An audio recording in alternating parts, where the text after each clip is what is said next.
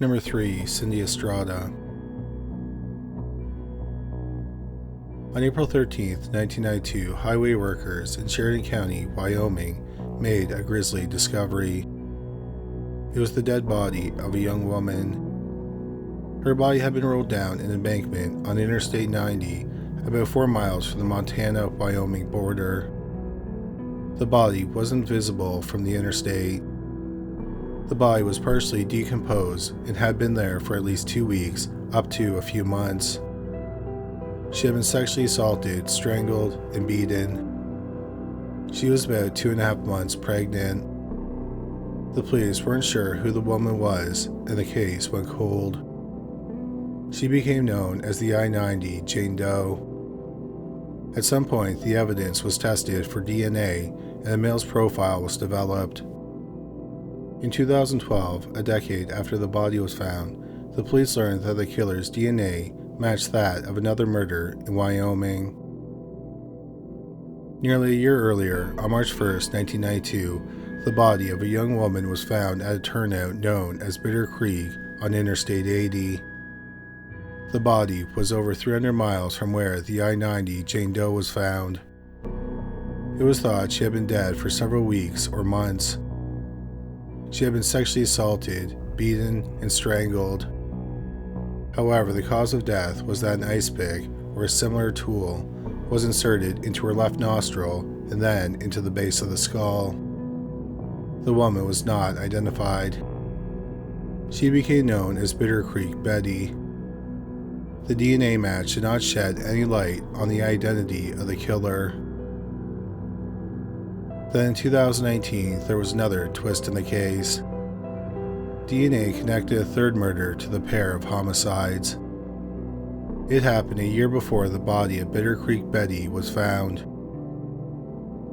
In March 1991, 32-year-old Pamela McCall, who lived in Gloucester, Virginia, was visiting friends in Tennessee. She called her mother on March 2nd and told her she would be home in a few days. But after a month, she hadn't returned home. Initially, Pamela's family wasn't worried. She was considered a free spirit, and they thought she got sidetracked. However, after not hearing from her for over a month, they reported her missing. It turned out that Pamela's dead body was found on March 10th, 8 days after she spoke with her family. She had only been dead about 12 hours. She had been sexually assaulted and strangled to death. All of her personal belongings, including her identification, were not with her, so that's why the police didn't notify her family that her body had been found. Like the I-90 Jane Doe, Pamela was pregnant. She was 3.5 months along. It's believed that Pamela was hitchhiking and was picked up by her killer. In 2020, after the 3 murders were connected, the killer's DNA was entered into a commercial DNA database. Amazingly, in the commercial database, they found a match. A man named Clark Perry Baldwin had used an at-home DNA test kit and voluntarily entered his DNA profile into the database. The police investigated Baldwin to see if it was possible that he was the killer or if there was a problem with the DNA. In 2020, Baldwin was 58 years old and living in Waterloo, Iowa. He had previously lived in Nashua, Iowa, and Springfield, Missouri. Baldwin also had a criminal record. In 1997, he was arrested for printing counterfeit money on his home computer. He was sentenced to 18 months in prison. Also, in 1991, around the time the first victim, Pamela McCall, was killed, Baldwin was arrested in Wheeler County, Texas. He had picked up a 21-year-old woman who was hitchhiking. He sexually assaulted her at gunpoint, he beat her in the head, bound her hands, and strangled her. The woman survived, and Baldwin was arrested. In custody, he admitted to the assault. However, for reasons that aren't clear, he didn't go to trial.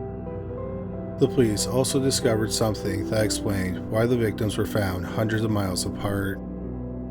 Baldwin had a job that put him in different areas of the country where the women's bodies were found.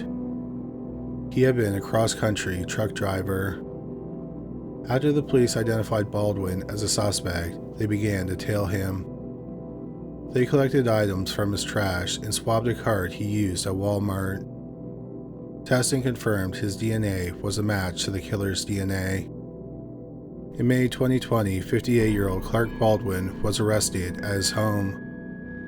One person who was shocked by the news was Baldwin's long-lost daughter. She connected with him in the DNA database 2 years earlier. If Baldwin knew anything about the identities of the two women he murdered in Wyoming, he did not reveal that information. Clark Baldwin went to trial in May 2022 for the murder of Pamela McCall. The jury deliberated for 4 hours before finding him guilty. He was sentenced to life in prison. It was planned for him to be extradited to Wyoming to face trial for the murders of the two Jane Does. In May 2025, the police said that 3 years earlier, in May 2022, they had identified Bear Creek Betty. Using genetic genealogy, they found a half-sister. Her name was Irene Vasquez. Not much information about Irene, like her age and where she was from, was made public. Her half-sister said she talked to Irene in 1990, and her remains were found in March 1991 after being there for several weeks to months. Then, on July 17, 2025, the police announced that they had identified the I-90 Jane Doe. She was 21-year-old Cindi Estrada. Cindi was born in Torrance, California, and may have lived at some point in her life in Long Beach, New York. The day before Cindi was publicly identified, 63-year-old Clark Baldwin had a massive heart attack. He died the day after the announcement. Clark Baldwin is the suspect in several other murders. One of them is the August 23, 1992 murder of 21-year-old college student Tammy Sawicki. Tammy's car broke down near mile marker 83 on Interstate 80 in central Illinois. She was seen with the driver of a tractor trailer. 8 days later, Tammy's dead body was found over 450 miles away in rural Lawrence County, Missouri. Her body was wrapped in a blanket. She had been stabbed 8 times, and it's believed she was sexually assaulted. Another murder where Baldwin is the prime suspect is the September 7, 1992 murder of 22-year-old Rhonda Knudsen. Rhonda was working the night shift at a convenience store in Chickasaw County, Iowa, on Highway 53. Her dead body was found in the back room of the store. She had been beaten in the head with a blunt object. She was fully clothed, and according to newspaper articles at the time, there were no signs of sexual assault. At the time of the murder, Baldwin lived about 50 miles away in Oshawa. If Clark Baldwin is officially connected to any other murders, we'll update you in a future video. As for now, the police are closing the cases on the murders of Irene Vasquez and Cindi Estrada. Number 2. Carol Skidmore. On December 10, 1980, 3 people were hunting north of Fountain, Florida. Fountain is a rural community in northern Florida that is within a couple hundred miles of the borders of Alabama and Georgia. The remains had been there for several years. The cause of death could not be determined because of the state of remains, but it's believed that the woman was a victim of homicide. Initially, it was thought to be the remains of 21-year-old Joanne Benner. Joanne, who was a mother of 2 young children, went missing in the middle of the night 4.5 years earlier on May 14, 1976. It's suspected that Joanne's husband, Gary Benner, murdered her. After Joanne went missing, the police searched the family's home and they found blood in different areas. They also discovered that part of the carpet in the bedroom had been removed. The burned remnants of the carpet were found in a trash can. At the time, Gary and Joanne's eldest daughter was 3. She supposedly told her aunt, quote, "Mommy had to go away because she was bleeding from the stomach," unquote. She also said that the blood from her stomach dripped down her leg. Also, after she went missing, Gary asked friends to mail the children letters and gifts addressed from Joanne. However, while the police had their suspicions, Gary wasn't arrested. A major problem with the case was there was no body. If Gary went to trial, the district attorney could create reasonable doubt by saying there is no evidence that Joanne was dead, let alone murdered. In 2008, the police tried to have the evidence collected from the home, like the burned piece of carpet, tested for DNA. Unfortunately, all the evidence had degraded too badly and the DNA testing could not be done. In early 2025, DNA was extracted from the tooth of the Jane Doe found outside a fountain. It was not the DNA of Joanne Brenner. Joanne Brenner's disappearance remains a mystery, and her husband, Gary, is the prime suspect, but he has never been charged in connection with her disappearance. The DNA for the Jane Doe was then put into the FBI's combined DNA index system. Within a month, they were notified that there was a familial match to two siblings in Texas who were looking for their sister, Carol Skidmore. 28-year-old Carol and her family went missing 45 years earlier in April 1977. DNA testing confirmed it was Carol's remains. In 1977, 28-year-old Carol lived with her husband, 38-year-old James Ronald Skidmore, and her 5-year-old son, Lynn Mahaffey, in Sealy, Texas. Carol and James were having marital problems. They decided to take a trip to help repair their marriage. On March 29, 1977, Carol, James, and Lynn flew over 800 miles to James's parents' home in Rossville, Georgia. They spent the night there, and then they left to parts unknown the next day. The last time anyone heard from Carol was April 9, 1977. She called her family and told them she didn't know when she would be returning to Texas. Then James, Carol, and Lynn went missing. Less than 2 months later, on June 1, 1977, 38-year-old James Skidmore's dead body was found in a motel room in Harrison, Arkansas, which is 730 miles from Fountain. He had died from a drug overdose. His death was not accidental. Before James died, he sent a letter to his ex-wife. He lamented the fact that his marriage to Carol had failed. He sent a second letter to a preacher in Sealy. He asked the preacher to tell Carol's parents not to expect to hear from Carol anymore. She had decided to break off contact with them. When Carol's parents were told this, they knew something had gone terribly wrong because Carol talked to them often. The police found no evidence as to what happened to 28-year-old Carol Skidmore and her 5-year-old son, Lynn Mahaffey. But it turned out that Lynn's body was found weeks earlier, floating in Parksville Lake in Cleveland, Tennessee. Parksville Lake is over 600 miles west of where Jane's body was found and 370 miles north of where Carol's body was dumped. The cause of death could not be determined. The body was in a garbage bag that was tied to a 40-pound rock that was meant to keep the body submerged. After James's body was found, the police thought that the body in the lake might be Lynn's. They had his footprints from a hospital record, and they confirmed it was him. However, Carol remained missing. Then 2.5 years later, her remains were found outside of Fountain. The police in Florida had no reason to believe that it was Carol Skidmore's remains. She was reported missing in Texas, and there was no reason to believe that she would be in Florida. The police are confident that James killed his wife and stepson, but it's unknown how he killed them, or if he killed them at the same time or separately. It is known that he dumped their bodies 350 miles apart in 2 states. It's also unclear which body he disposed of first. Nevertheless, sometime in the weeks after Lynn's body was found, James traveled over 600 miles from both bodies to a 3rd state, where he died in a motel. It's suspected that James dumped the bodies so far apart to make it harder to identify them. It's unknown exactly why he did this and why he picked those locations to dump the bodies and to die. He had no connections to Cleveland, Tennessee, where he dumped Lynn, Fountain, Florida, where he left Carol's body, and Harrison, Arkansas, where he died. Despite the many unknowns in the case, in June 2025, 48 years after Carol Skidmore's murder and 45 years after her body was found, the police are closing the case. Number 1. Carol Ann Riley.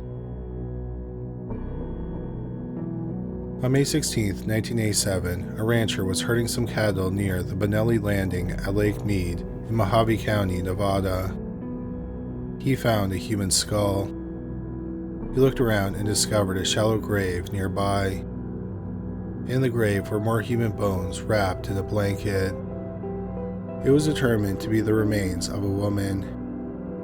She didn't have any identification on her, and she didn't match any local or state missing persons cases, so the case quickly went cold. 24 years later, in 2011, the police in Austin, Texas thought it might be a woman who had gone missing from there. However, dental records didn't match the woman. Nevertheless, a DNA sample was taken from the bones and uploaded to CODIS, but no match was found. Then, in 2016, the bones were cremated and scattered at an undisclosed location. In April 2024, the police wanted to have genetic genealogy done on the DNA, but it turned out that they didn't have a strong enough DNA profile. They also could not get another DNA sample from the remains because they had been cremated. In February 2025, the blanket and clothes found with the remains were sent to a lab to see if DNA could be extracted from them, but the DNA had degraded too much. It was looking like the woman may never be identified. But it just so happens that in early 2025, a forensic odontologist and members of the Missing and Unidentified Persons Unit from the California Department of Justice were looking for the remains of 43-year-old Carol Ann Riley, who went missing in April 1987. Carol, who worked as a nurse, vanished from San Diego, which is about 400 miles away, about 11 months before the remains were found. Carol's dental records were compared to the dental records of the Jane Doe, and they were a match. The police already knew who had killed Carol Riley. The night Carol went missing, she was supposed to meet her boyfriend, Robert Howard Smith, and she planned to break up with him. She had met Smith 2 years earlier in Longmont, Colorado. Smith was recovering from a broken leg at the hospital where she was a nurse. They started dating, and he convinced her to move to San Diego, where he ran a construction company. However, after about 2 years of dating, Carol decided to move back to Colorado. She had been communicating with a man in Colorado and agreed to marry him. After Carol went missing, the police interviewed Robert Smith. He said that Carol canceled the date, so he didn't see her that night and didn't know where she was. Then, 2 days later, Robert Smith left San Diego and vanished. The next day, Carol's car was found abandoned in a hotel parking lot in San Diego. The police investigation stalled after that. The man Carol planned on marrying hired a private detective. The private detective spent several weeks working on the case and made several shocking discoveries. Robert Smith was not the man's real name. He was Robert Weeks, and Carol's disappearance isn't the only missing persons case that he was connected to. Robert Weeks was born in Alabama in 1929. He attended Mississippi Southern College in Hattiesburg, Mississippi. While he was in school, he had 2 unusual jobs. He worked as a mortician and a parachute stuntman. He graduated in 1952. In 1954, Robert married Patricia Powers in Minneapolis, Minnesota. The following year, they moved to Las Vegas, Nevada. Robert and Patricia had 4 children together. In 1960, Robert started Las Vegas's first limousine service. It was a successful business. Unfortunately, Robert was an abusive tyrant at home. After 13 years of marriage, Robert and Patricia got divorced in April 1968. She got custody of the children, and she also got the house and the car. On April 25, 1968, Patricia received a threatening phone call from Robert. Her friend said she looked visibly shaken by the call. Even though he had threatened to kill her, Patricia agreed to meet with him. Hours later, Patricia called her lawyer and told him she was afraid. That was the last time Patricia Weeks was seen or heard from. Several days later, her car was found in a hotel parking lot. Robert told his children that their mother had abandoned them. Patricia's family did not think that was true. She had just fought for and gained full custody of them. One of Patricia's friends confronted Robert about Patricia's disappearance. He said, quote, "She either had a nervous breakdown or is probably dead," unquote. Robert was not arrested in connection with the disappearance of his ex-wife. 3 years later, on the night of May 4th, 1971, 41-year-old James Shaw was working at a car rental lot in Las Vegas. In several sources, he's described as a business associate of Robert Weeks, but the nature of their business relationship isn't clear. People said that earlier that day, Robert and James had argued. Around 11:30 p.m., James left the car rental lot and was heading straight home, which was close by. However, he never made it home. Hours later, his car was found abandoned in an alley. There were bloodstains in the car. It's unclear if Robert was questioned about James's disappearance. What is known is that he wasn't arrested.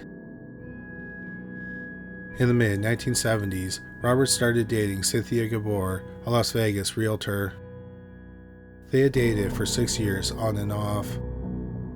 Cynthia told her friends she never planned on marrying Robert because he was too jealous and possessive. By the autumn of 1980, 47-year-old Cynthia had had enough and decided to end things with Robert. On the night of October 5th, 1980, she planned to have dinner with Robert and tell him she was breaking up with him. Cynthia went missing that night. Her car was found abandoned in a hotel parking lot. The police questioned Robert Weeks. He claimed that the dinner date didn't happen because Cynthia had canceled on him. He said he didn't know where she was. The police asked Robert to take a polygraph and he agreed. He was scheduled to take the polygraph on November 8, 1980, about a month after the disappearance. But Robert canceled and said he had to leave Las Vegas for business. After that, he vanished. It was later determined he traveled to Tijuana, Mexico, and then went to Chile. It's believed he stayed in South America for about 3 years. He then returned to the United States in 1983 using a Libyan passport with the name Robert Howard Smith. Robert eventually settled in San Diego and started dating Carol Riley. They dated for over 2 years, and then Carol went missing on the same night she was planning on breaking up with Robert. It was exactly what happened 6 years earlier in the disappearance of Cynthia Gabor. After Carol went missing, Robert fled, and the police had no idea where he went.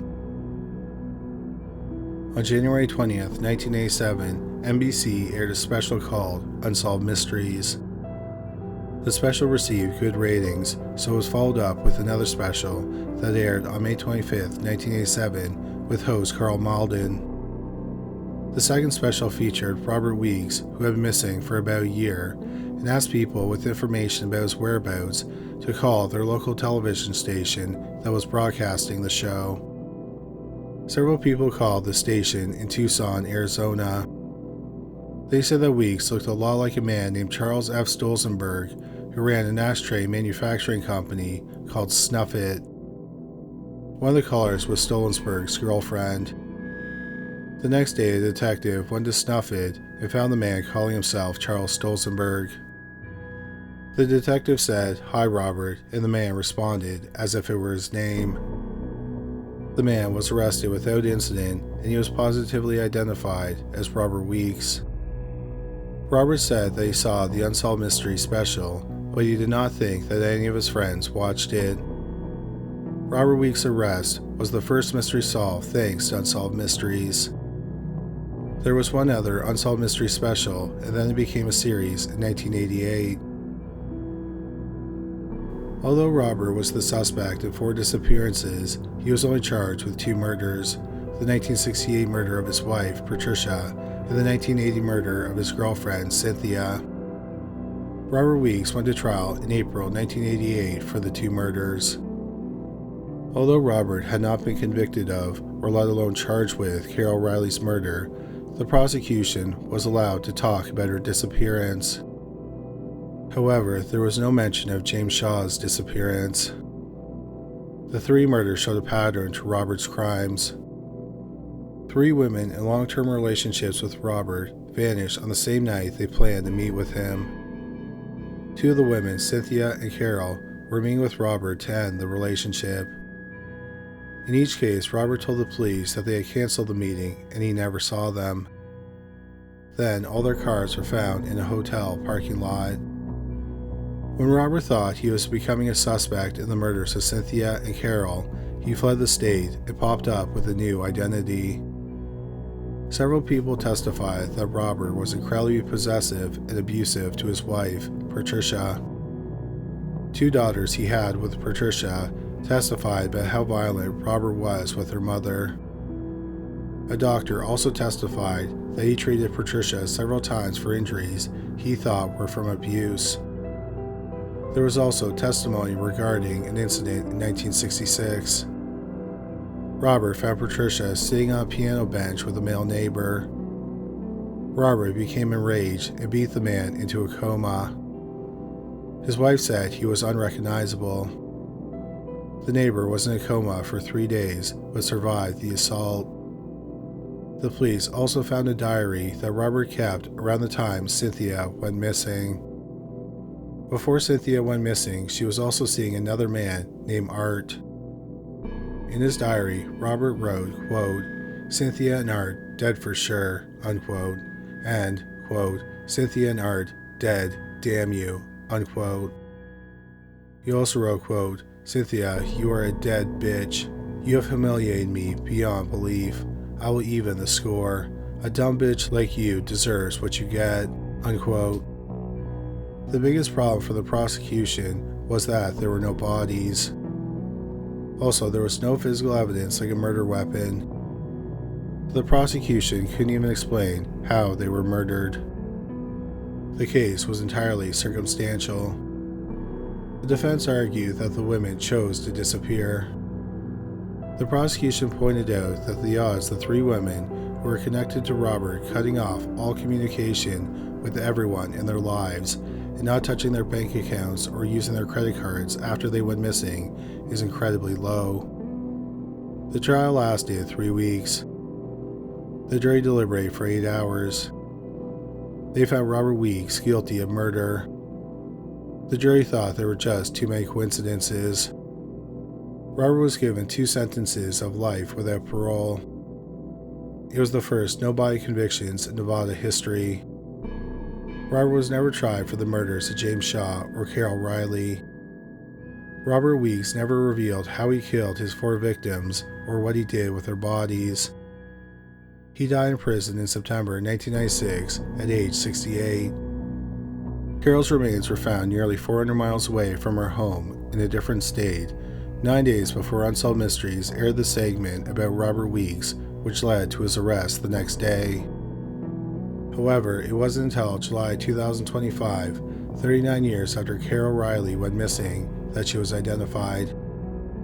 The remains of Patricia Weeks, James Shaw, and Cynthia Gabor are still believed to be missing. Or it's possible their remains have been found and have not yet been identified.